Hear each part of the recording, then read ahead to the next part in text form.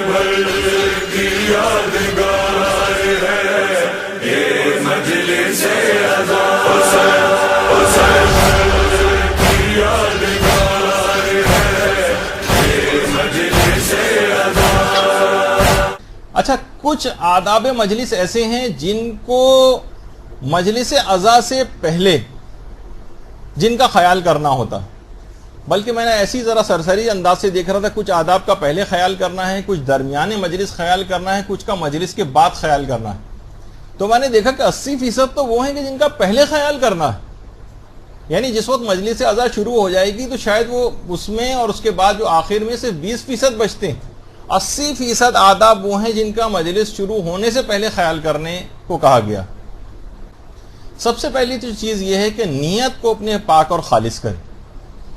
نیت کو پاک اور خالص کریں۔ اچھا،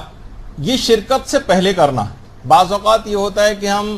زور زبردستی، اکراہ کے طور پر جبراً، دل نہیں بھی چاہ رہا ہے، ثواب حاصل کرنے کی کوئی فکر نہیں بھی ہے، تب بھی صرف یہ ہے کہ اگر میں نہیں گئی ان کی مجلس میں تو وہ بھی میری مجلس میں نہیں آئیں گی، ہمارا پروگرام خراب ہوگا، اور وہ کہیں ناراض نہ ہو جائیں۔ یعنی جس میں حقیقی سچی پاک اور خالص نیت ہے کہ میں امام حسین کا جا کر میں ذکر سنوں، ان کی مجلس عزا میں شریک ہوں، وہاں سے برکتیں اور رحمتیں سمیٹ کر لے کر آؤں، اور ایک خالص نیت جو ہوتی، اس میں بہت ساری نیتوں کے اندر، اچھا اگرچہ یہ ساری نیتیں حرام بھی نہیں ہیں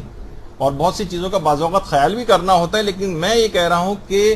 بہت ہی پاکیزہ ایک نیت کریں۔ بلکہ ہمیشہ جب مجلس عزا کے لیے گھر سے باہر آپ جانے لگیں تو دروازے پر کھڑے ہو کر اپنی نیت کو، اگر کچھ دنیاوی نیتیں ہیں تو نیت کا رخ بھی موڑا جا سکتا ہے، نیت کو تبدیل بھی کیا جا سکتا ہے، نیت کو وہیں دروازے پہ کھڑے کھڑے رہ کر بھی آپ پروردگار کی خوشنودی کے لیے، امام حسین کی خوشنودی کے لیے اس نیت کو تبدیل کر سکتی ہیں، خواہ بتکلفی کیوں نہ صحیح۔ لیکن بالآخر جب اس کی آپ کو عادت ہو جائے گی تو آپ خالص نیت کے ساتھ مجلس عزا میں شریک ہوں گے۔ تو بہرحال غم حسین کے اندر ایک شریک ہونا ایک حق بھی ہے امام حسین کا، اس حق کو ادا کرنے کی اگر نیت ہو، پاک اور خالص نیت، بالکل جس کے اندر کوئی بھی دنیاوی تعلقات کے لحاظ سے کوئی آلائشیں اس کے ساتھ موجود نہ ہوں، وہ اگر آپ نیت کریں، اور اس کو نیت کو کرنا عین ممکن ہے، وہ کوئی محال نیت نہیں ہے، ورنہ ہم اس کے مکلف بھی نہ ہوتے۔ تو بہرحال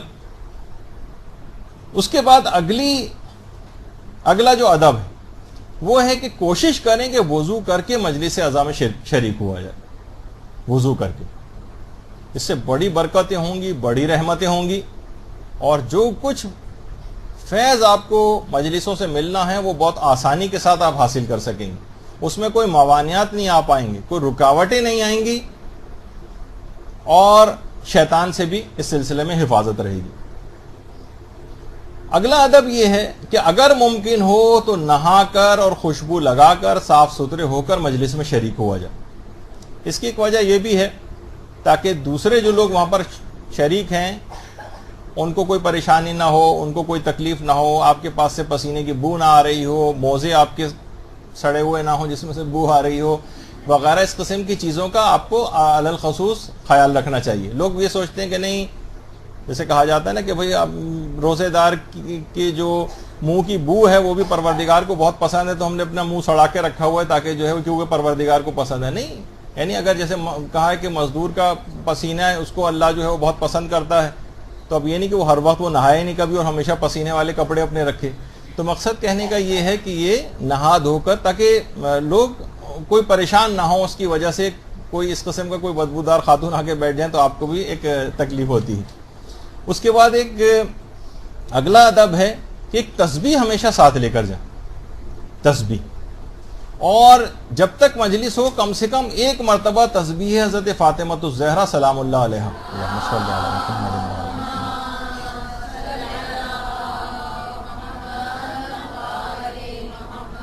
اس عظیم بابرکت مجلس کے اندر بیٹھ کر کم سے کم ایک تسبیح ضرور ان خاتون اور سیدہ کو یاد کر کے ضرور پڑھ دیں۔ اس سے آپ کو خود بے پناہ آپ کو برکتیں نازل ہوں گی، اور اس کو اگر اپنا معمول بنا لیا جائے تو یہ بہت اچھے آداب میں سے ایک ہے. جو علم کے شوقین حضرات ہیں وہ کاغذ اور قلم اگر کوشش کر کے اپنے ساتھ لے جائیں. اور دیکھیے اس کے اندر کوئی بڑے بڑے مجتہدین عراق اور ایران کے اندر جو ان کے طالب علم یا جو افراد بیٹھے ہوتے ہیں جو علم کے شوقین ہوتے ہیں، بعض اوقات اتنے اچھے اچھے نکات مقرر یا ذاکر یا وہ عالم جو ہے ممبر کے اوپر بیان کر رہا ہوتا ہے کہ عام طور پر آپ نے کتابوں میں نہیں پڑھے ہوتے. کچھ پرانے علماء سے جو سنے ہوئی چیزیں ہوتی ہیں وہ آتی ہیں، تو آپ اپنے پاس خاص طور پر ان افراد کے لیے جو واقعی علم کے متلاشی. لیکن آج کل کیونکہ علم کا کوئی متلاشی نہیں ہے، وہ تو بس کیونکہ تبرک وغیرہ کے چکر کے اندر جو اکثر لوگ گئے ہوئے ہوتے ہیں تو ان کی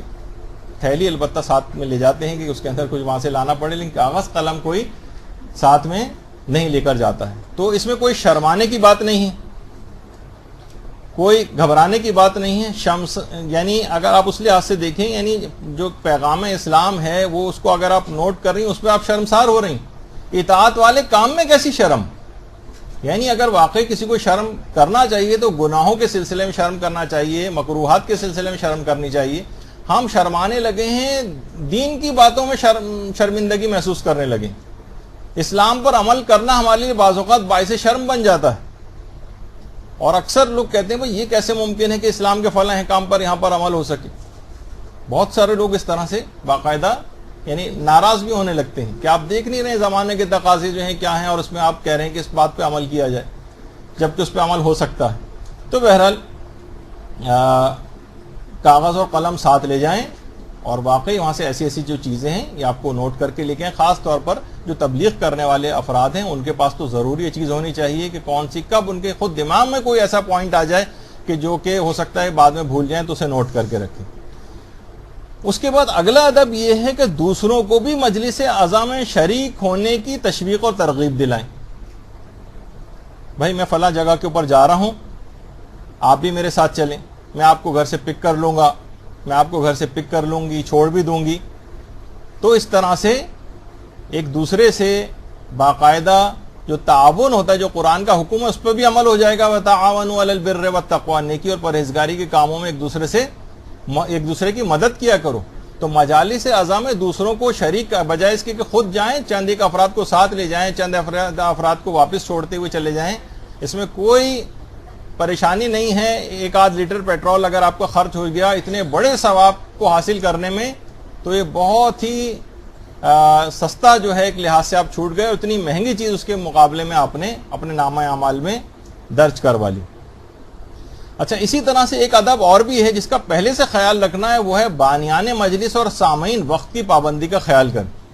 سب سے زیادہ قیمتی چیز آج کل کے دور میں جو ہے وقت کسی بھی مومن کا،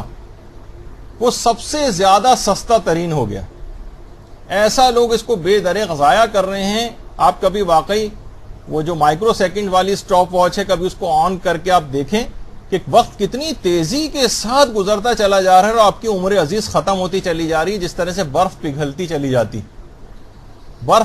چلی جاتی، عمر ختم ہو رہی ہے، وقت جا رہا ہے اور اس کو انسان ضائع کر رہا ہے، فضولیات میں ضائع کر رہا ہے، بیوقوفی کی باتوں میں ضائع کر رہا ہے، گھنٹوں کے ٹی وی پروگرامز میں ضائع کر رہا ہے، عبث اور لغو گفتگو کے اندر ضائع کر رہا ہے.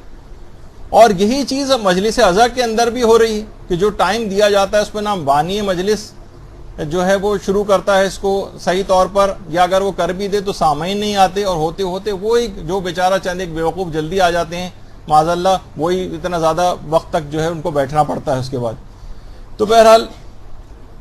وقت کی پابندی کا خیال یہ آداب میں سے ہر وہ چیز. ابھی پتہ چل جائے کہ گھر میں پریزیڈنٹ صاحب آپ کے آنے والے ہیں تو ایک رات پہلے سے اس کی تیاریاں آپ شروع کر دیں گی اور تمام چیزیں اپ ٹو ڈیٹ، ہر چیز ٹائمنگز کے اوپر ہوگی. یہ نہیں ہو کہ وہ آپ ہی گئے گھر پہ اور آپ پڑی سو رہی ہیں، کبھی بھی ایسا نہیں ہو سکتا. تو سمجھیں. اور جبکہ آپ کا عقیدہ بھی ہے کہ حضرت زہرا تشریف لاتی ہیں مجلس میں. اللہم صلی علی محمد و علی محمد.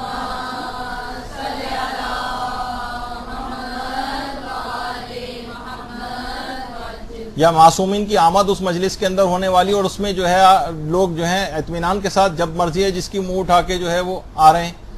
تو اس کی پابندی کا خیال کرنا چاہیے. اس کے آداب میں کہ شروع سے اس میں شریک ہوں. یہ نہیں کہ جو اس طرح سے آج کل جو خاص طور پر ان مجالس کا ٹرینڈ ہو گیا جو ایصال ثواب کی ہیں کہ لوگ بالکل عین مصائب کے وقت آ کر پہنچتے ہیں اور بس اپنا ایک مروتاً جو اپنا رجسٹر میں جو اٹینڈنس لگانی ہوتی ہے وہ لگاتے ہیں اور اس کے بعد پھر واپس چلے جاتے ہیں. تو ایک فارمیلٹی نہیں ہے, اس کا مطلب یہ کہ یہ نا اخلاص والی نیت لوگوں کی وہ رخصت ہو گئی. پھر اس کے بعد علماء یہ بات بیان فرماتے ہیں کہ اگر اس کے آداب میں کہ ایک رومال کے بجائے 2 رومال رکھیں اپنے ساتھ,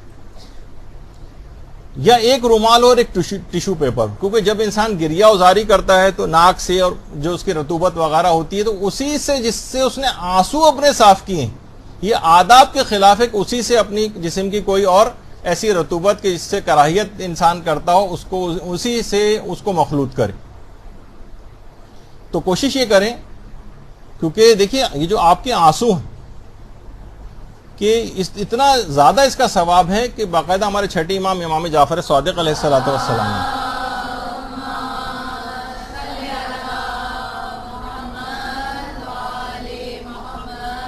کہ اگر مچھر کے پر کے برابر بھی آنسو نکل آئے اس کے, تو پروردگار عالم اس کے لیے جنت سے کم ثواب دینے پر اس کے کبھی تیار نہیں ہوگا. تو اتنی ایسے گوہر نایاب کہ جن کی ایک ملکوتی شکل آخرت کے اندر بننے والی, ایسے قیمتی گوہر اور موتیوں کے اندر یہ تبدیل ہونے والے ہیں, ان کی ملکوتی شکل, تو اس میں ذرا ادب آداب کے خلاف ہے, حرام نہیں ہے, مکروہ بھی نہیں ہے, لیکن بہرحال ادب آداب کے خلاف ہے کہ انسان اسی کے ساتھ ان چیزوں کو بھی مخلوط کرے. اور یہ قطرہ جو آنکھ سے نکل رہی آتش جہنم کو سرد کر دیتا ہے, اور جتنی حدیثیں اور بھی ہیں کہ پیغمبر ہاتھ پکڑ کر اس کا جنت میں اس کو داخل کریں گے, اور ملک الموت اس قدر مہربان ہو جائے گا کہ جتنا ایک ماں اپنے بچے پر مہربان ہوتی, اتنا وقت. اللہم صلی علی محمد.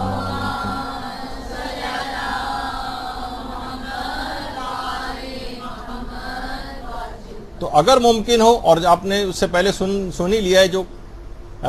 ایک درس ہوا تھا ہمارا قبر میں ساتھ لے جانے والا سامان, اس میں آیت اللہ مرشی نجفی نے اپنے اس رومال کو ساتھ دفن کرنے کی وصیت کی تھی,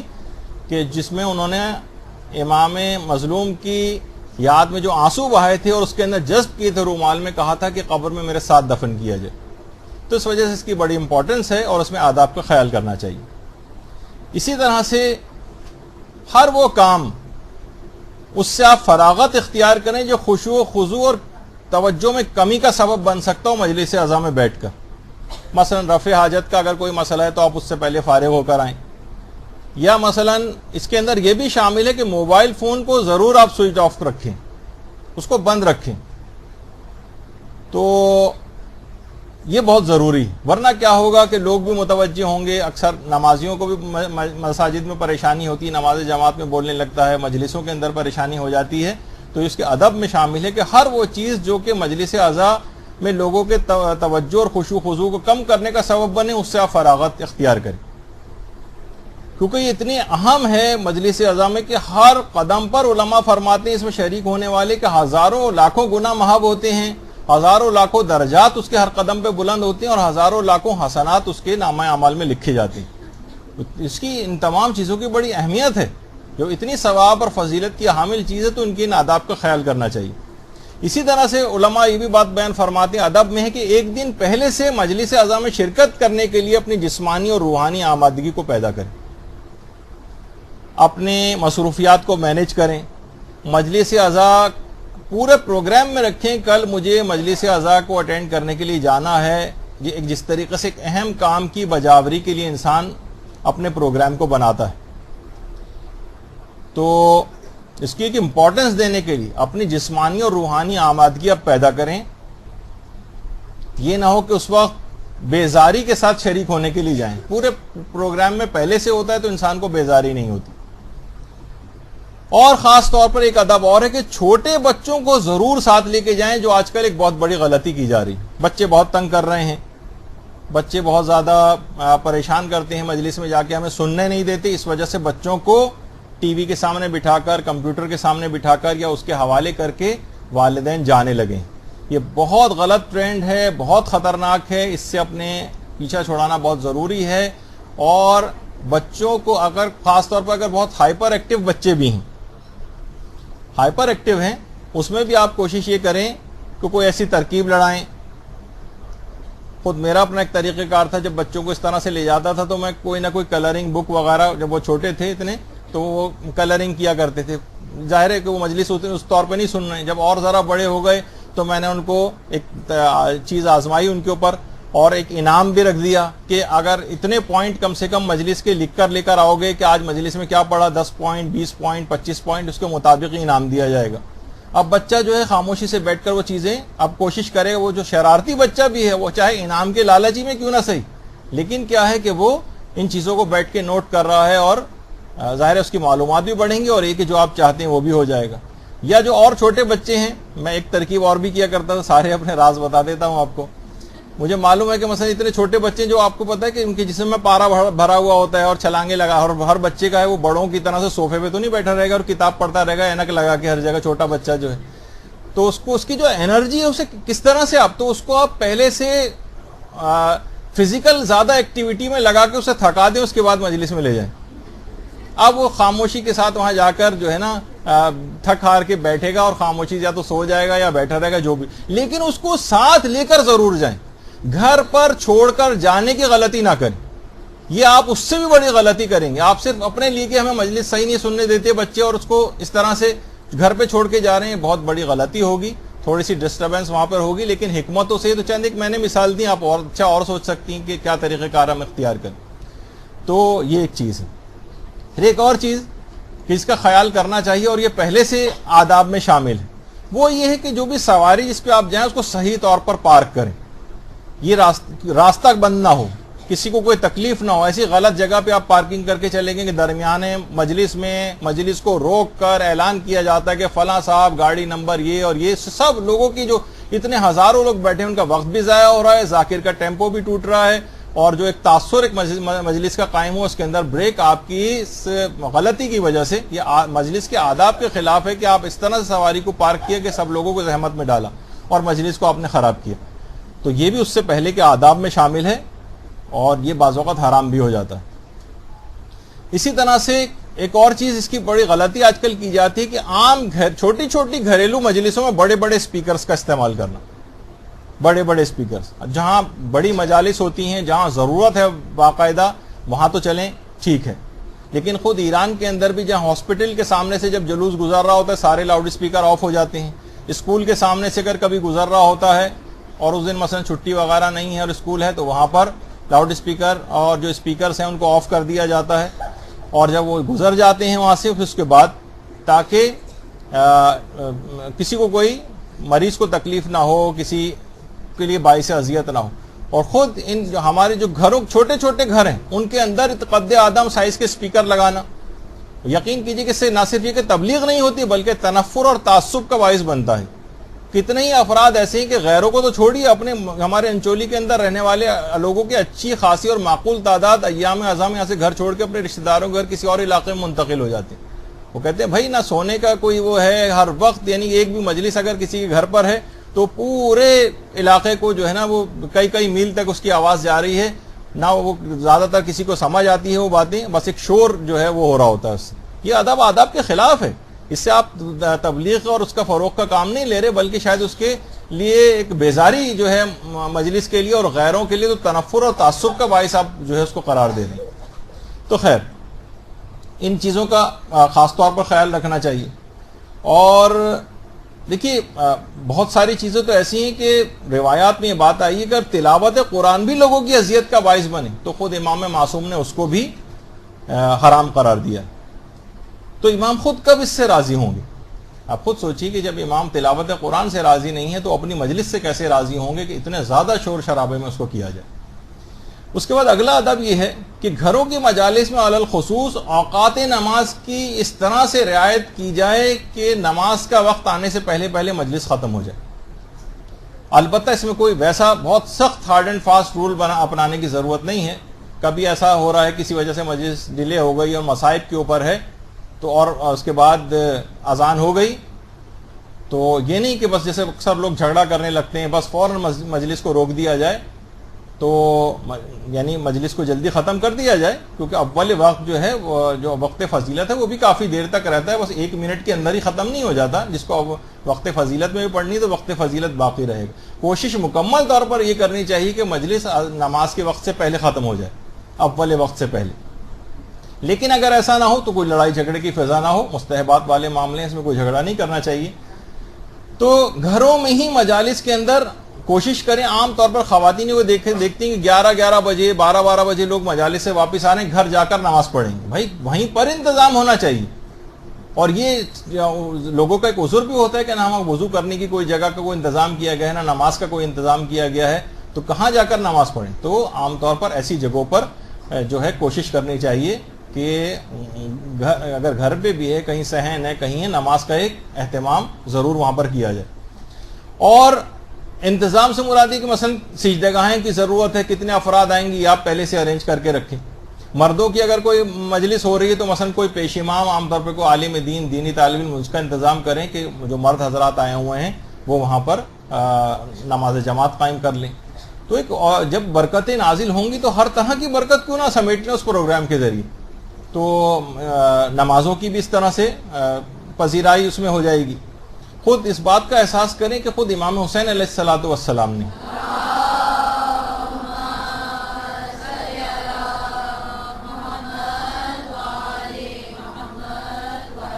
کہ جب مکے سے چلے تھے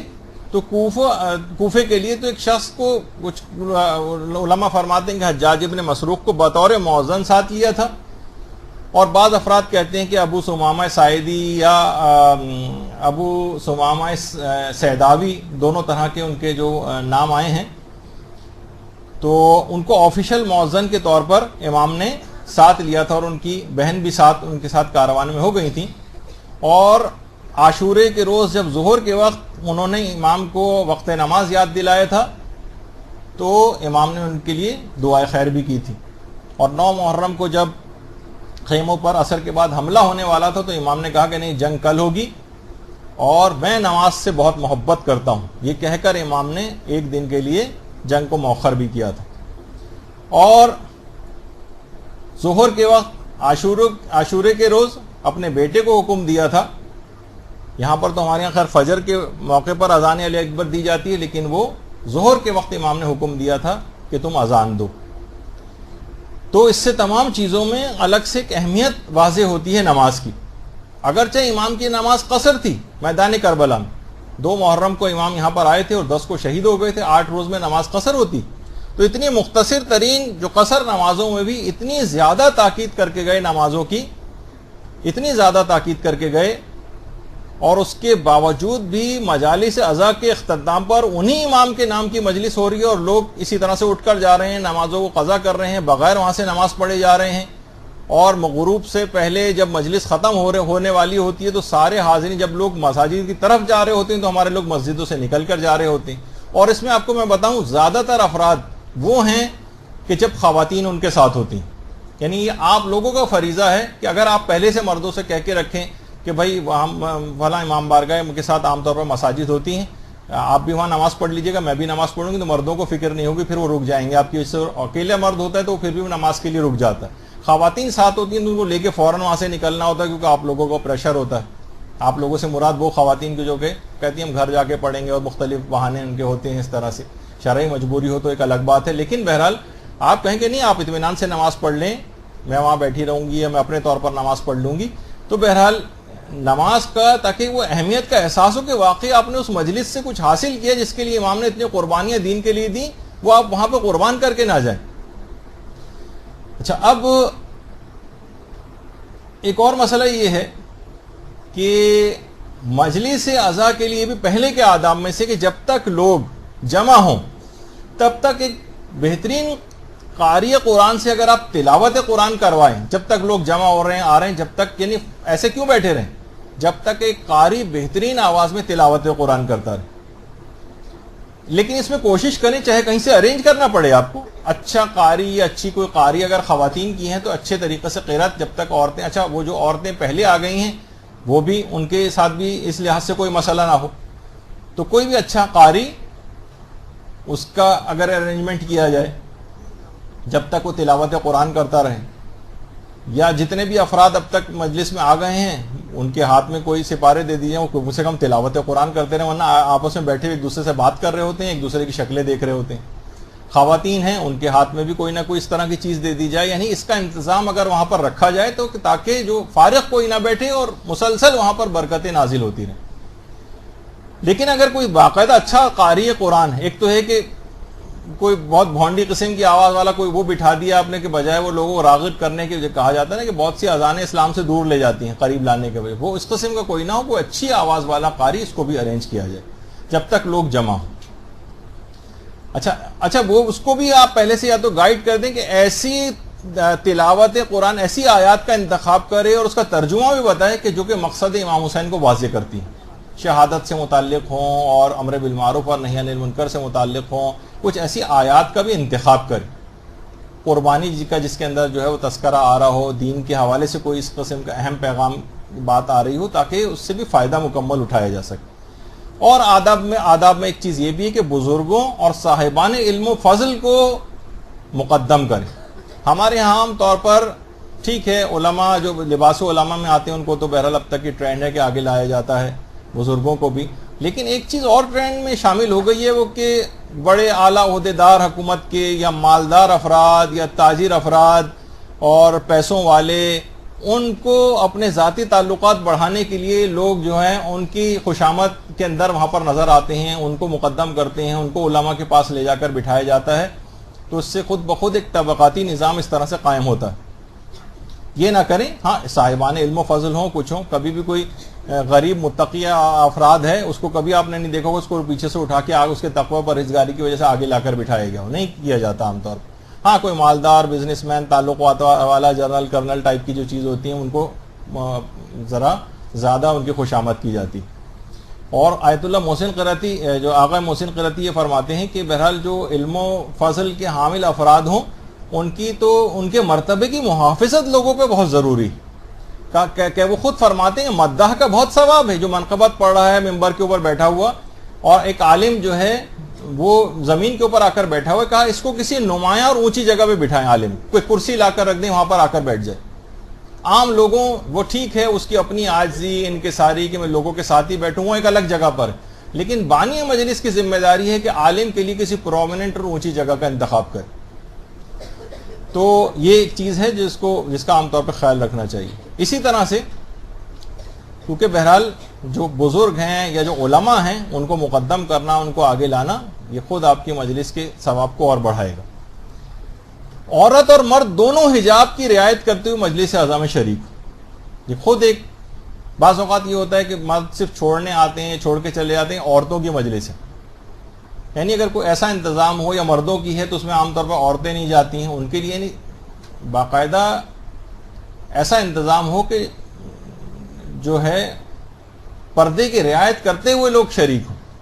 کچھ ایسی مجالس بھی ہیں کہ نوحہ خوان ہیں مثلا، ان کو عورتوں کے بیچ میں لا کے بٹھا دیا گیا ہے۔ یہ غلط ٹرینڈ ہے، آج کل یہ چیز ہونے لگی کہ اس کے تقدس کو خراب کرے گا۔ یہ خود تصویر جو آپ کے سامنے، اس میں جو دو مرد حضرات بھی بیٹھے ہوئے ہیں، بہرحال اس میں زیادہ غور و فکر کی ضرورت نہیں ہے۔ تو یا یہ کہ کہیں مجلس کوئی عورتوں کی ہو رہی ہے، اس میں کسی جگہ مرد صاحب بھی مثلا آ کر کھڑے ہو گئے، ایسا نہیں ہونا چاہیے۔ یعنی پردے کی مکمل طور پر رعایت اس جگہ پر ہونی چاہیے۔ ایران میں یا جہاں پر بھی عورت اور مرد دونوں شریک ہوتے ہیں، لیکن خاص ایک پارٹیشن اور ایک تقدس اور ایک پردہ درمیان کے اندر حائل ہوتا ہے۔ اس طرح کا کوئی بھی ارینجمنٹ کرے، اس میں عورتیں بھی آئیں، مرد بھی آئیں۔ باقاعدہ خود ہمارے چھٹے امام جعفر صادق علیہ الصلوۃ والسلام،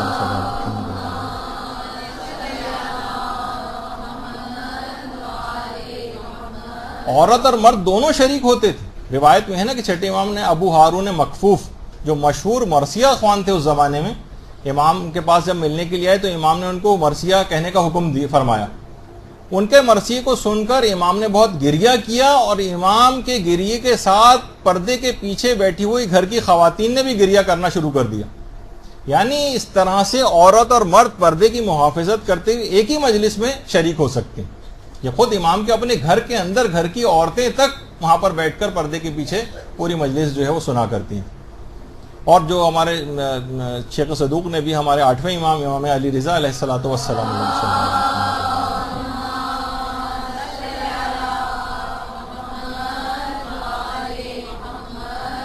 کہ امام نے دیبل خزائی کو بلایا، فرش عزا بچھوایا اور پس پردہ خواتین کو بھی طلب فرمایا، عورتوں کو کہا کہ آؤ آ کے پردے کے پیچھے آ کر بیٹھو، اور پھر اس کے بعد دیبل نے جو ہے ایک پورا قصیدہ پڑھا اس دیبل کا جو قصیدہ ہے، اور روایت کا جملہ ہے کہ امام رضا نے ہر شعر پر دیبل کو داد دی اور اس کی حوصلہ افزائی فرمائی،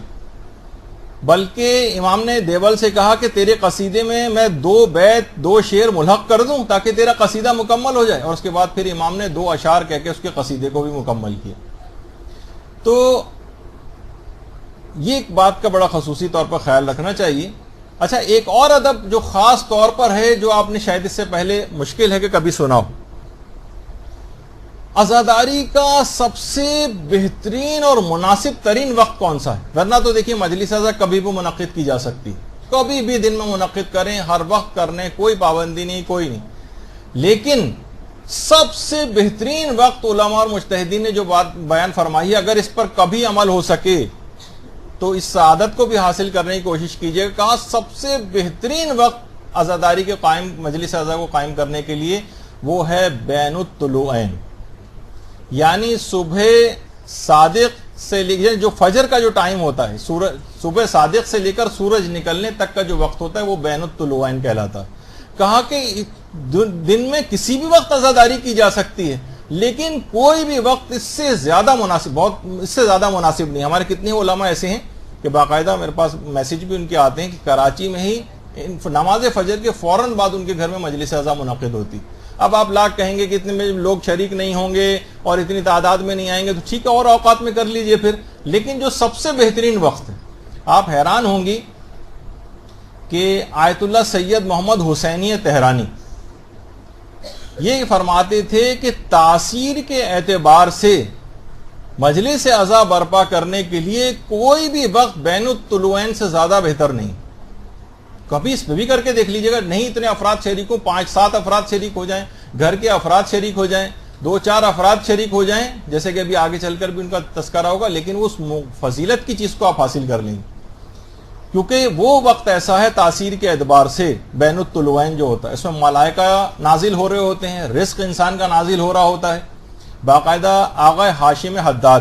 جو بہت بڑے عرفاء میں سے گزرے، بڑی عجیب و غریب انہوں نے بات کہی، بعض اوقات عام لوگوں کو ہضم بھی نہیں ہوتی وہ باتیں، فرماتے تھے کہ یہ جو ہے بین الطلوعین کا جو وقت ہے یہ فضیلت کے اعتبار سے اتنا بہترین ہے کہ اگر کوئی شخص اس موقع پر سوتا رہتا ہے تو رزق سے محروم ہو جاتا ہے۔ وہ فرماتے ہیں کہ حتیٰ کہ آقا ہاشم حداد فرماتے تھے کہ حتیٰ کہ اگر تلاوت قرآن یعنی اس دوران سوتا رہے اور پورے دن تلاوت قرآن کرتا رہے تب بھی رزق کو نازل نہیں کروائے گا، اور بین الطلوعین کوئی سی بھی چیز نہ کرے صرف جاگتا رہے تب بھی یہ عمل رزق کو نازل کروا دے گا۔ یعنی بڑی عجیب و غریب یہ وقت ایسا ہے کہ یہ اس کا بھی کبھی اگر ہو سکے کبھی انسان خیال کر سکے۔ اب بہت ساری مجبوریاں اور باتیں آپ کی ہوں گی یقیناً، لیکن بہرحال جو علماء نے بات بتائی ہے، اور کیونکہ زندگی کے ہم نے سیٹ اپ ایسے بنا لیے کہ جس میں نیکی اور خیر مشکل سے مشکل تر ہوتا چلا جا رہا ہے، بلند مقام جو حاصل کرنے کے جو طریقے ہیں وہ ہم نے اپنے سے اتنے دور کر لیے ہیں کہ ہمیں بہت ناممکن چیزیں محسوس ہونے لگی ہیں، تو وہ اپنے پاؤں پہ خود کلاڑی ماری ہوئی ہے بہرحال۔ پھر اس کے بعد اگلی جو رعایت ہے کہ بہت بڑی غلطی یہ ہوتی ہے کہ بانی مجلس و ذاکر یا ذاکرہ، یہ کبھی عنوان مجلس کے سلسلے میں ان میں کوئی مکالمہ نہیں ہوتا، کوئی میٹنگ نہیں ہوتی، بس آپ کانٹیکٹ کرتی ہیں فلاں ذاکرہ سے، بہت ہوا تو آپ کہتی ہیں کہ شہزادہ علی اکبر کے مصائب پڑھ دیجیے گا، آپ اون محمد کے مصائب پڑھ دیجیے گا، آپ حضرت سکینہ کے مصائب پڑھ دیجیے گا، اس کے علاوہ مضمون کے متعلق کوئی دونوں کی آپس میں میٹنگ نہیں ہوتی۔ یہ بہت بڑی غلطی۔ دیکھیے کس موضوع پر آپ کے خاندان میں ضرورت ہے باقاعدہ اس کی، آپ ایسے موضوع کا باقاعدہ، مثلا اگر کسی گھر میں ایسے افراد ہوں کہ جو نماز نہیں پڑھتے، اب آپ لوگوں کے گھر کا اصل مسئلہ نماز نہ پڑھنا ہے، اور آپ جو ہیں جناب پتہ نہیں کون کون سے موضوعات وہ جو رٹی رٹائی مجلس ہے جو ذاکر یا ذاکرہ کو پتہ ہے، جس کا فی الحال آپ کے یہاں سے کوئی تعلق اور خاطر بھی نہیں ہے، اور وہ ان مضامین کا انتخاب کر رہا ہے، تو یہ مسئلہ بالکل کلیئر ہونا چاہیے۔ مثلا جیسے میں نے کہا نماز اگر کوئی نہیں پڑھتا ہے تو باقاعدہ اس کو بریف کر دیں، بھائی نماز کے موضوع اس کی اہمیت پہ آپ پڑھیں، تو دیکھیے ہم خود زیارت وارثہ میں بھی اور دیگر زیارات میں بھی کہ باقاعدہ اس کا جملہ ہے کہ اشہد انک قد اقمت الصلاۃ وآتیت الزکاۃ، کہ ہم گواہی دیتے ہیں کہ آپ نے نماز کو قائم کیا، آپ نے زکوٰۃ کو ادا کیا، ہم گواہی دے رہے ہیں اس زیارت نامے کے اندر بھی ورنہ امام کے متعلق کوئی سوچ سکتا ہے اگر ہم نہیں بھی یہ بات کی گواہی دیں تو کیا وہ دماغ تسلیم کرے گا کہ امام نماز نہیں پڑھتے ہوں. لیکن بار بار اس کا احساس دلانے کے لیے کہ نماز کی اہمیت کس قدر زیادہ ہے تو اس کو اپنے اس کے اندر جو ہے وہ پیش کرنا چاہیے. اور یہ خود بھی ہمارے چوتھے امام جملہ امام حسین علیہ الصلوۃ والسلام کے لیے ارشاد فرماتے تھے اللہم صلی علی محمد و علی محمد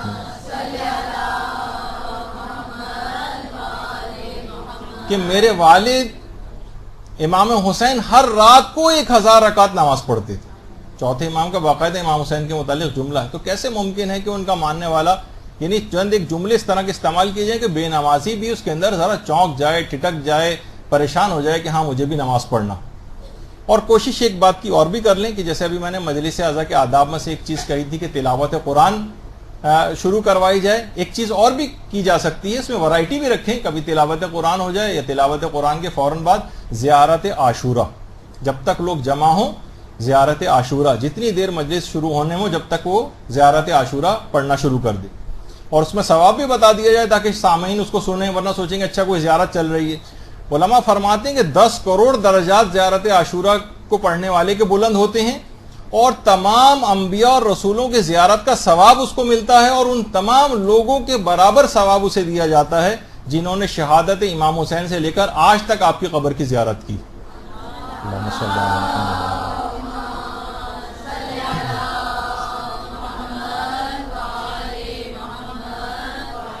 تو جب تک وہ سلسلہ شروع ہو تب تک آپ اس دوران زیارت عاشورہ یا تلاوت قرآن وہ جاری رکھیں.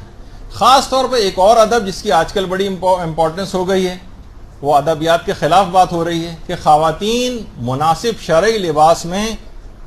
مجالس اعضاء میں شریک. صرف کالے کپڑے ہی ضروری نہیں ہیں, مثلا بہت سارے پوش علاقوں کے اندر جو مجالس ہو رہی ہیں اس میں مجلس اعضاء میں بال کھول کر خواتین بے پردہ اور ساڑیاں پہن کر اس طرح سے شریک ہو رہی ہیں. یہ سخت بے ادبی ہے. نہ صرف یہ کہ اس میں کوئی ثواب نہیں ملے گا اس عزاداری میں آنے کا, بلکہ ایک عذاب اور ایک بے برکتی نازل ہوگی ان خواتین پر جو اس انداز سے شریک ہو رہی ہیں. اچھا, بعض اوقات خواتین پردہ کر کے آتی ہیں لیکن وہ نامناسب پردہ ہوتا ہے. باقاعدہ حرم ائمہ میں آغا سیستانی کے جگہ جگہ جو ہے وہ بورڈ لگے ہوئے ہیں کہ جو خواتین جو پردہ کر کے آتی ہیں وہ تو اپنی جگہ پہ بہترین پردہ ان کو کر کے آنا چاہیے, لیکن وہ خواتین کے جو کہ صحیح پردہ کر کے نہیں آ رہی ہیں ان کے لیے باقاعدہ الگ سے وہاں پر فتاوے پرنٹ کر کے مختلف جگہوں کے اوپر لگائے گئے ہیں کہ یہاں پر ان جگہوں کے اوپر نوجوان لڑکے اور لڑکیاں مناسب لباس کا انتخاب کر کے آئیں, نامناسب لباسوں میں ہرگز نہ آئیں. وہاں سے تو لوگ دروازے سے انٹر ہو جاتے ہیں چادر وغیرہ پہن کے اور اندر آ کر اتار دیتی ہیں, بار بار ان کو خدام جا کر کب تک پکڑتے رہیں اور ان کو جو ہے وہ تنبیہ کرتے رہیں. تو اس انداز سے اچھا, یہ پہلے ادوار کے اندر جیسے کہ شاعران کی بیوی وغیرہ وہاں پر آتی تھی تو بہت ہی باریک سا کوئی چیز سر کے اوپر جو ہے اوڑھ کے, اول تو ان کا کوشش یہ ہوتی تھی کہ وہ بے پردہ ہی وہاں پر شریک ہو جائیں, لیکن یہ کہ بہرحال کبھی پریشر ہوتا تھا تو انتہائی باریک سا نامناسب جس کو کہا جائے پردہ, اور اس طرح سے امام رضا کے روضے کے اوپر جو ہے وہ کبھی کبھار دنیا دکھاوے کے لیے ان لوگوں کو آنا پڑتا تھا.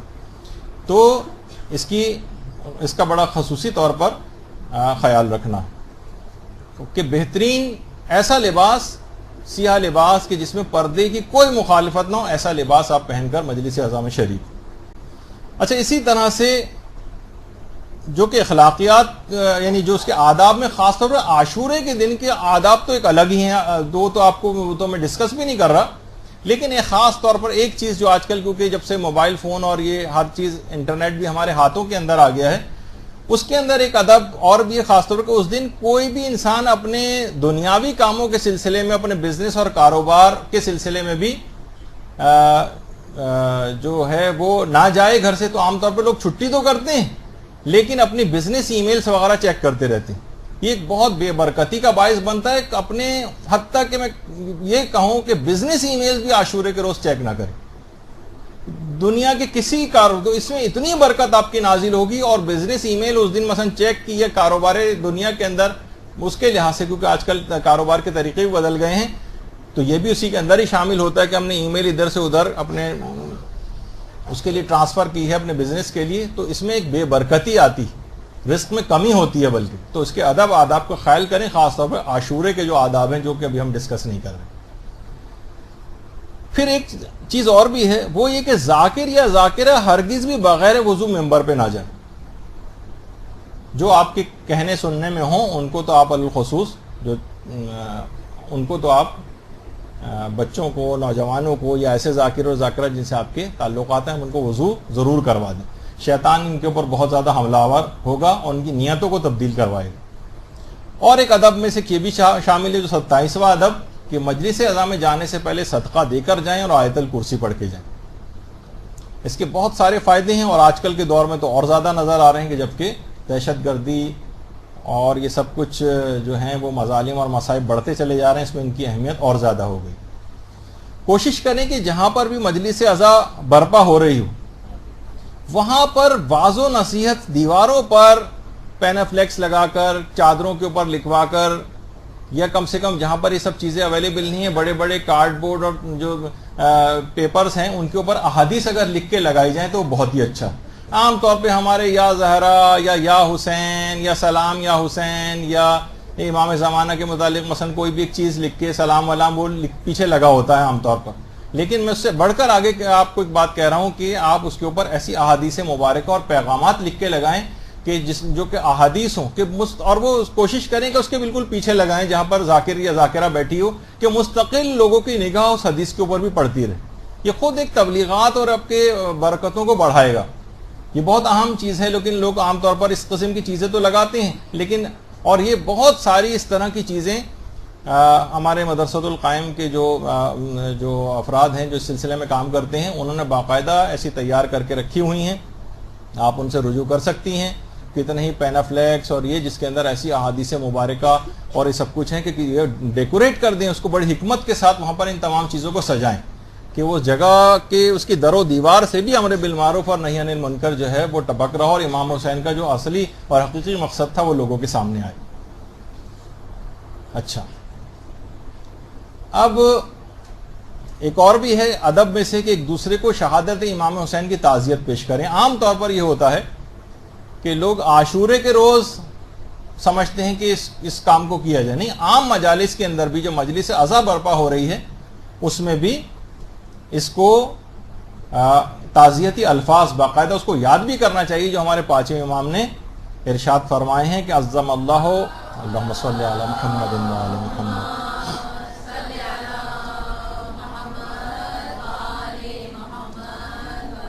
عظم اللہ اجورنا بمصابنا بالحسین وجعلنا وإیاکم من الطالبین بثارہ مع ولیہ الامام المہدی من آل محمد علیہ السلام، کہ اللہم صلی علی محمد وعلی محمد۔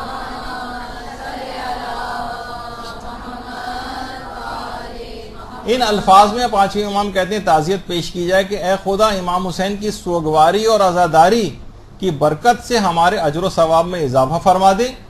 اور ہم اور آپ کو امام مہدی آل محمد کے ہمراہ امام حسین کے خون کا بدلہ لینے والوں میں سے قرار دے۔ یہ باقاعدہ اس کے اندر تعزیتی جملے یہ یاد کرنے چاہیے، ایک لائنی کی تو دعا ہے، یا کم از کم اگر اتنا لمبا یاد نہ ہو سکے تو ایک جملہ آپس میں ملتے ہوئے ضرور کہا جائے، عظم اللہ اجورکم، یہ ضرور کہا جائے تعزیت میں۔ ہمارے کتنے علماء ہیں جیسے ہمارے مولانا محمد علی نقوی ہر مجلس کے شروع میں ضرور یہ تعزیت پیش کرتے ہیں، یا اور علماء بھی کرتے ہیں، لیکن خاص طور پر اور یہ آپس میں بھی اس طرح سے لوگ کہیں تو یہ ادب اور آداب میں اس کے چیز شامل۔ دیکھیے کیونکہ یہ ایسا ہے کہ لوگ اس کو صرف عاشورے سے ریلیٹڈ سمجھتے ہیں، یہ حقیقت ہے کہ عاشورے کے دن کی کچھ خصوصی باتیں ہیں۔ عاشورے کے متعلق علماء نے بڑے ایسے عرفانی جملے کہے ہیں کہ مثلا عاشورہ تجلی خدا ہے، روز عاشورہ روز ظہور لا الہ الا اللہ ہے، اور علماء نے یہاں تک جملہ ارشاد فرمایا ہے کہ عاشورہ ظہر سے پہلے کار عبد ہے اور ظہر کے بعد کار خدا ہے۔ بہت عظیم دن ہے، اس کے دن کے الگ خصوصیات بھی ہیں یقیناً، لیکن یہ تعزیتی جملے عام مجالس میں عام دنوں میں بھی کہے جا سکتے ہیں۔ اور اس کے اندر اگر ممکن ہو تو سیاہ پوش ہو کر کالا لباس پہن کر مجلس عزا کے اندر شریک ہوا جائے تو بہت ہی اچھا ہے، اور کیونکہ دیکھیے یہ جو کالا لباس ہے یہ حزن و غم کا ایسا تاثر لے کر آتا ہے کہ گویا وہ اس طرح سے کہنا چاہ رہا ہوتا ہے کہ تمہاری جدائی میں اور مصائب نے ہماری دنیا کو تاریک کر دیا. تو اس تاریکی کو بیان کرنے کے لیے اس کے غم کا اظہار وہ اس قسم کے لباس کالے لباس سے جو ہے وہ کرتا ہے. اچھا ایک ادب کا جس کا خیال کرنا چاہیے کہ ایسے اقدامات کریں کہ مستحبات واجبات کو نقصان نہ پہنچائیں. مثلا جیسے ہمارے یہاں شب بیداری ہوا کرتی، عام طور پر 80-90% نوجوانوں کو دیکھا ہے کہ وہ اگلے اس دن کی نماز فجر ان کی ضرور قضا ہو جاتی ہے شب بیداری کے بعد. اکثر نوجوان فجر کی نماز پڑھے بغیر ہی سو جاتے ہیں. یعنی ایسا مستحب تھا، نیک کام تھا کہ جو واجب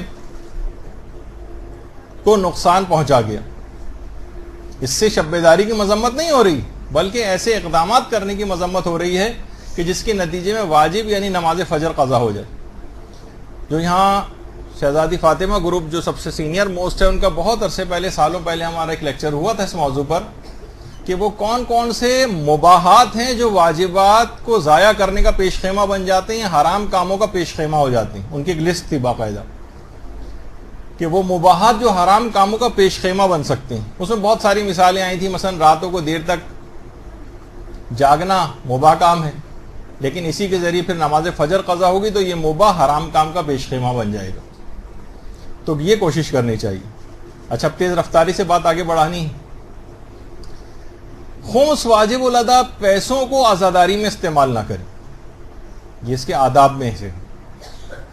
یعنی وہ پیسہ جس میں خود خاندان اہل بیت کا حق مارا گیا ہو، سادات کا حق مارا گیا ہو، اس کو آپ امام حسین ہی کے لیے استعمال کر رہے ہیں. امام کب اس چیز سے راضی ہوں گے کہ ان کا حق نکالے بغیر آپ اسی پیسے کو عزاداری میں استعمال کریں. اس میں بہت تفصیل کے اندر انسان جا سکتا ہے، لیکن یہ کہ اتنا وقت نہیں ہے. اس کو آداب میں خیال رکھیں، اس کو خود محسوس کریں کہ ذمہ داری کہیں ایسے پیسوں سے عزاداری تو نہیں کی جا رہی ہے کہ اس میں سے خمس نہیں نکالا گیا ہو. اسی طرح سے آج کل ایک ٹرینڈ اور بڑھتا چلا جا رہا ہے اور اس کو فروغ نہیں دینا ہے، اس کے برخلاف عمل کرنا ہے کہ علماء دین کو عزاداری سے جدا نہ کریں. یہاں ڈھونڈ ڈھونڈ کر علمی لحاظ سے جو انگوٹھا چھاپ قسم کے افراد ہیں جنہوں نے صرف 2-3 مجلسیں رٹی ہوئی ہیں، ان کو لا کر ممبر پہ بٹھا دیا جاتا ہے. ایسا نہ کریں. اور علماء کو اس سے دور کیا جا رہا ہے. کہیں سے بھی کوشش کریں علماء ضرور مجلس عزا کے اندر جو ہے وہ آئیں اور پھر وہ اپنی ذمہ داری بھی پوری کریں. علماء ہی سے کوشش کر کے مجلس پڑھوائیں، انہی کو آپ مقدم کریں، انہی کو آگے کریں. اور علماء مثلا کسی ذاکر کو بھی بلائیں تو کم سے کم کسی عالم دین کو وہاں پر شریک ہونے کے لیے ضرور بلوائیں، تاکہ ایسے افراد جو ہوں کوئی اس قسم کی بات بھی نہ کریں. عالم کو دیکھ کر ذرا انسان پھر بھی ذرا ڈر جاتا ہے، خوفزدہ ہو جاتا ہے ان کے علم وغیرہ سے، تو وہ اپنی زبانوں کو بھی کنٹرول رکھیں. عام آدمیوں کو دیکھ کے تو ہر آدمی جو چاہے بولتا چلا جاتا ہے. تو علماء کو علی الخصوص ایسی اپنی گھریلو مجلس میں بھی ضرور مثلا علاقے کے مسجد کے پیش امام کو لے آئیں، کسی اور عالم دین کو ضرور اس میں، یعنی علماء کو عزاداری سے دور نہ کریں. یہ سخت بے ادبی ہے کہ صاحبان علم و فضل کی موجودگی میں ایک جو مفضول ہے، کم علم والا ہے، اس کو ممبر پہ بٹھایا جائے. اس کے بعد ایک اور ہے تبرک کے سلسلے میں، کیونکہ یہ بھی انتظام پہلے سے ہوتا ہے. ابھی سارے پہلے کے آداب چل رہے ہیں، ابھی تو مجلس کے آداب شروع ہی نہیں ہوئے. ایک لحاظ سے تبرک کے انتظام میں حفظان صحت کے اصولوں کا خیال کریں. یہ بانیان مجلس کی ذمہ داریوں میں سے ایک ہے. علماء فرماتے ہیں، آغا محسن قرطی نے لکھا ہے کہ ہمارے ہاں بس ایک ہی طرح کے تبرک اس انداز سے چل رہے ہیں. عام دنوں میں بھی آپ کھانوں میں گرمی اور سردی کا خیال کرتی ہیں. گرمیوں کے کھانے الگ ہوتے ہیں، سردیوں کے نسبتاً الگ ہوتے ہیں. کب جو ہے مثلا آپ جو ہے وہ سوپ وغیرہ جو ہے شدید گرمیوں کے دنوں میں پیتی ہیں. یہاں کم سے کم میں اپنے ماحول اور معاشرے کی بات کر رہا ہوں. جہاں شدید گرمی پڑ رہی ہو، کہاں دوپہر اور جو ہے شام میں کافی وغیرہ پی جاتی ہے. عام طور پہ لوگ سردیوں وغیرہ میں پیتے ہیں، ان کو عادت ہے، ان کی ایک الگ بات ہے. لیکن اس کا خیال کرنا چاہیے. اور صحت کے اعتبار سے بھی یعنی آپ نے امام حسین علیہ الصلوۃ والسلام کے ماننے والوں کو، عزاداروں کو وہاں پر بلایا ہوا ہے،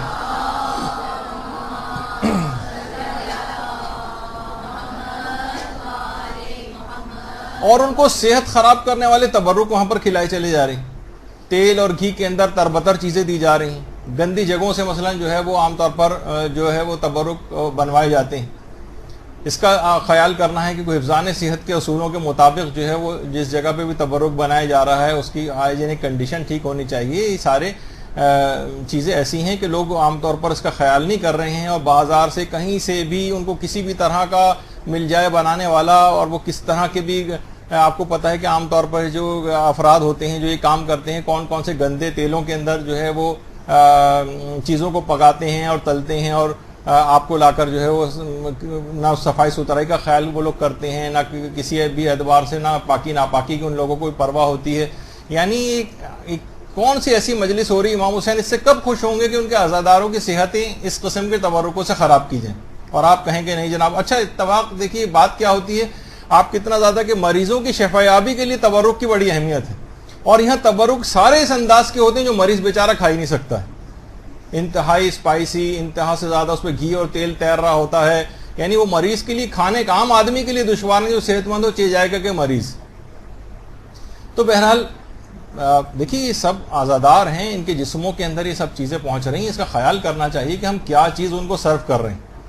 عام طور پر جو ہمارے یہاں شربت وغیرہ بھی تقسیم ہوتے ہیں، کس طرح کے ہم نے خود اپنی آنکھوں سے دیکھا ہے کہ وہ صفائی ستھرائی نہیں ہوتی، لوگوں کے ہاتھ اس کے اندر ڈوب رہے ہوتے ہیں، اور آپ کہہ رہے ہوتے ہیں نہیں ہم نے تو کبھی نہیں دیکھا کوئی بیمار پڑا ہو۔ آپ نے نہیں دیکھا نا، ڈاکٹر حضرات سے جا کر پوچھیے، کتنے شیعہ ڈاکٹر حضرات ہیں وہ بتاتے ہیں کتنے جو ہے نا پیٹ کی خرابی کے فوراً مجلسوں کے کھانے کھا کے لوگ وہاں پر آ رہے ہیں۔ یعنی آپ اپنے جو گندگی اور جو خیال نہ رکھنا ہے اس کو امام حسین کے کھاتے میں آپ ڈال دیتے ہیں کہ نہیں ایسا نہیں ہو سکتا کہ ان کے نام کا جو تبرک خراب ہو جائے اور نقصان پہنچائے، ان کی وجہ سے نہیں ہو سکتا، آپ کی وجہ سے ہوا ہے۔ تو بہرحال اس طرح کے جو ہم لوگ دیکھتے ہیں کہ شربت وغیرہ تقسیم کیے جاتے ہیں، بہت کس طرح کے ٹبوں کے اندر ہوتے ہیں وہ وغیرہ وغیرہ۔ اچھا سادے ترین کھانوں کا یا تبرک کا انتظام کیوں نہیں ہو سکتا؟ کیا کوئی قرآن و حدیث کے اندر باقاعدہ الفاظ یہ آ گئے ہیں کہ حلیم اور بریانی وغیرہ ہی مثلا جو ہے کیا جائے گا؟ ایسا تو نہیں ہے نا۔ یعنی ایران میں بھی اور جگہوں کے اوپر بھی بہت سادہ قسم کا تبرک بھی ہوتا ہے، جس سے نہ کسی کی پنیر ہے مثلا روٹی کے ٹکڑے پر رکھ کے دے دیا۔ اس سے جو ہے نا وہ کہا جاتا ہے کہ لوگ ذرا الگ سے ان کے اندر ایک لئیم ہوتے جا رہے ہیں، یعنی کھانوں کے لالچ کے اندر جو ہے لوگ آنے لگے۔ ٹھیک ہے، اس میں کوئی یہ نہیں کہہ رہا کہ مجلس اعضاء سے تبرک کو ختم معاذ اللہ کیا جائے، اس کی بہت اہمیت ہے، بہت برکتیں ہیں، شفا یابی اس کے اندر ہے، بشرطے کہ آپ اس کے اندر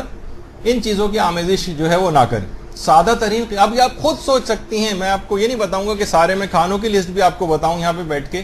یہ اب آپ خود اپنا دماغ، کوئی ایسی بڑی راکٹ سائنس بھی نہیں ہے کہ کوئی بیان کرنا پڑے، کوئی ماہر آ کے آپ کو بتائے، لیکن آپ خود بھی اندازہ کر سکتی ہیں کون سے کھانے یا تبرک ایسے ہوں جو لوگوں کی صحت خراب نہ کریں، سادے قسم کے ہوں، لوگ اس پر اعتراض بھی نہ کریں۔ چلیں ایسے کھانوں کا بھی انتظام کروا سکتی ہیں، آپ خود تیل مہیا کر سکتی ہیں، گندا کوئی تیل استعمال نہ کرنا، یہ جو ہم تیل لے کر آئیں یہ اس کے اندر ڈالنا، ہم خود فلاں عام طور پہ لوگ کچھ جو افراد خیال کرتے ہیں، لیکن زیادہ تر افراد انہی کے اوپر چھوڑ دیتے ہیں، وہ جس طرح سے بھی انجام دیں اس کو۔ تو ان تبرک کے سلسلے میں علی الخصوص ان چیزوں کا خیال کیا جائے کہ اس کے بھی کچھ ادب اور آداب ہیں۔ باقاعدہ وہاں پر کھانوں کے تبرک کے اندر برکت بڑھانے کے لیے زعفران سے باقاعدہ ابوالفضل العباس کا نام لکھا جاتا ہے اندر، پھر اس کے اندر تبرک جو ہے وہ ڈالا جاتا ہے تاکہ برکت مزید ہو۔ صاف ستھرے طریقے سے بہت ساری مجالس کے اندر جو ہے تبرک کو سرو کیا جاتا ہے۔ اسی اعتبار سے جو خاص طور پر حرم معصومین کے اندر جو مضیف ہوتے ہیں، جو یہاں پر یہ کھانے وغیرہ تیار ہو رہے ہوتے ہیں، تو جو خواتین جو کہ وہاں پر سیلیڈز تیار کریں کچھ ہیں، وہ اس پڑھنے کے دوران مستقل صلوات وغیرہ بھی وہ لوگ پڑھتے رہتے ہیں۔ درود بھیجیے نا محمد عالم۔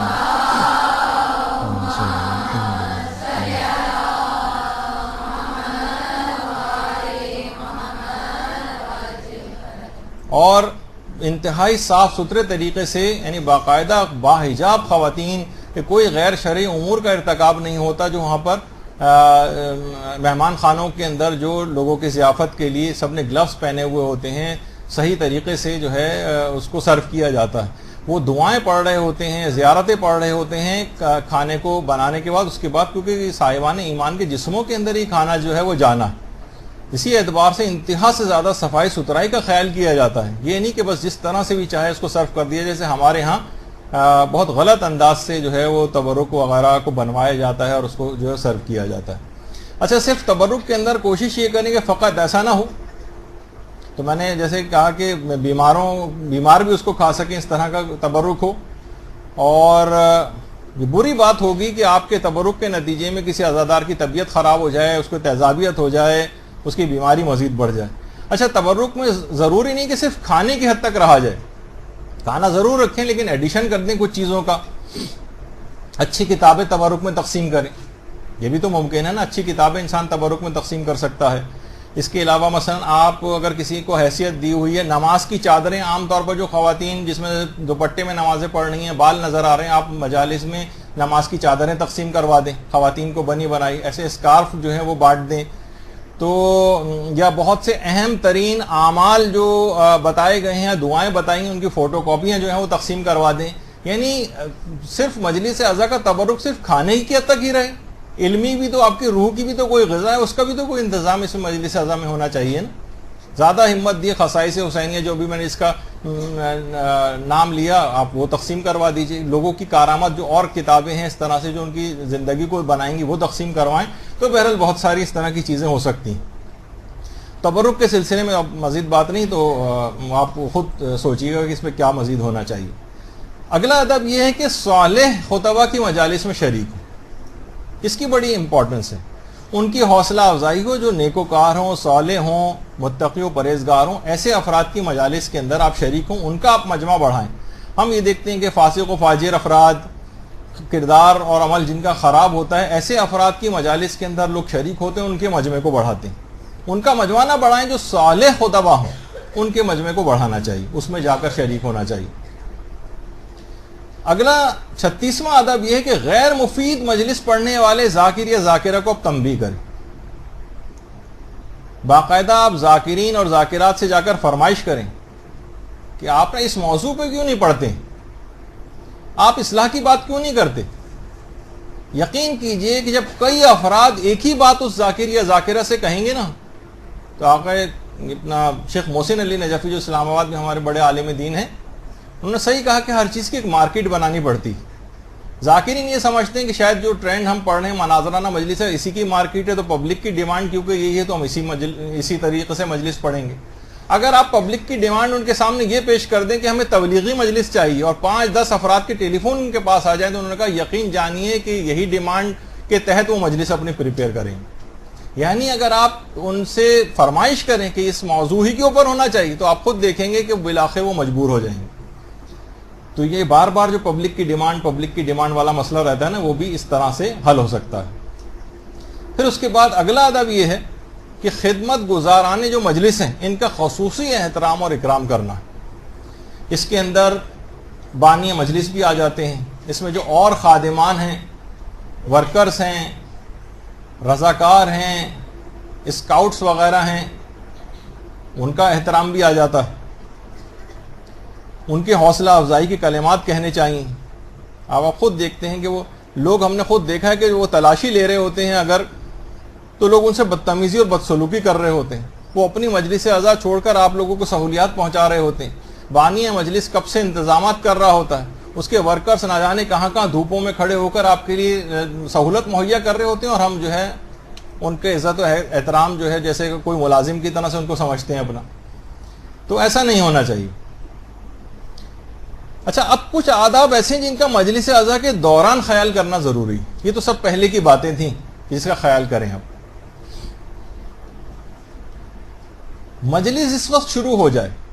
اس کے بعد آ کر سلام نہ کریں. اکثر افراد آ کر سلام کرتے ہیں، ایک دم سے مجلس میں ذاکر یا ذاکرہ کو بھی سلام کا جواب دینا ہوتا ہے. یہ اپنی آواز کو آ کر اس قدر بلند کرنے لگتے ہیں کہ لوگ مجلس کو توجہ ہٹا کر ان کی طرف دیکھنا شروع ہو جاتے ہیں.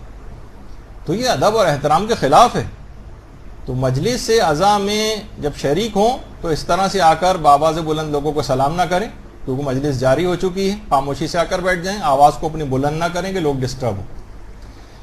39واں ادب یہ کہ جہاں بھی جگہ مل جائے آپ وہیں بیٹھ جائیں, لوگوں کے سروں کو پھلانگتے ہوئے نہ جائیں.